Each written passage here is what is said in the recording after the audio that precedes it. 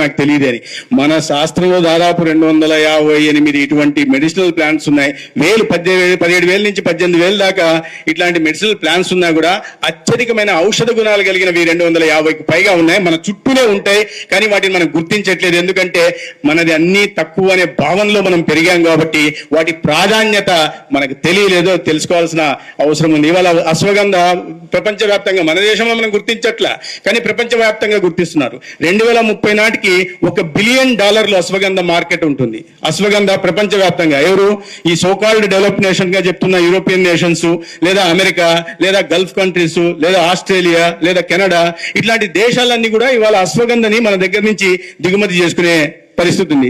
అవసరం ఉంది వాళ్ళకి. వాటిని ఒక మెడిసినల్ ప్లాంట్ గా వారు గుర్తించారు. అనేక వాటిలో వాడుతున్నారు. ఇవాళ ప్రజల్లో ఈ సౌందర్యం పట్ల పెరిగింది, చర్మ సౌందర్యం పట్ల పెరిగింది. వీటికి అన్నిటిని ఉసిరిని వాడుతున్నారు, ఇతరత్ర వాడుతున్నారు. ఇప్పుడు ఏది దాన్ని కూడా ఇవాళ నేను జెల్ చూస్తుంటాను. ఏం జెల్ అది చంద్రశేఖర్ గారు? అలోవెరా జెల్ దాన్ని తీసుకొని పూస్తూ ఉంటారు. అంటే తప్పులేదు. అలోవెరా మన దగ్గర ఉన్న వాటిని ఇవాళ కొత్తగా, అంటే ప్రపంచవ్యాప్తంగా వాటి ప్రాముఖ్యత ఏందనేది తెలిసింది కాబట్టి ఉపయోగించుకోవాలి. ప్రధానంగా ఇవాళ నేను ఇప్పుడే చెప్పాను ఈ మునగాకు గురించి. మొరింగాని కూడా దాదాపు 2030 నాటికి అది మురిగా కూడా $15 బిలియన్ నుంచి $16 బిలియన్ మార్కెట్ ఉంటుందని.